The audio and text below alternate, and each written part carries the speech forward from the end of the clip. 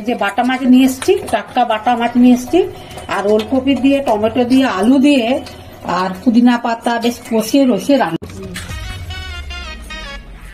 তেল দিয়ে দিচ্ছি, টমেটো আর একটা শুকনো লঙ্কা, এটা বেটে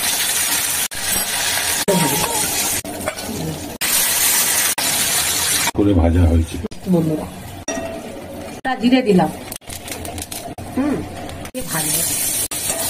ভাজাবে, কাঁচা লঙ্কাটাও দিয়ে দিলাম, সুন্দর করে ভেজে নেব। মশলাটা দিয়ে ভাজা হয়ে গেছে, লঙ্কার গুঁড়ো দিলাম কষিয়ে নেব। একটু বুঝে টমেটোটা দিয়ে দিলাম, বড়িগুলোকেও দিয়ে দিচ্ছি, সব বড় বড় যেগুলো ভালো সেগুলো। গরম মশলা, হ্যাঁ একটু গরম মশলা বন্ধুরা দিয়ে দেয়, একদম সাই সাই রান্না হচ্ছে। বাটা মাছ দিয়ে ওলকপি দিয়ে মাছের ঝোল, কমপ্লিট। হ্যাঁ।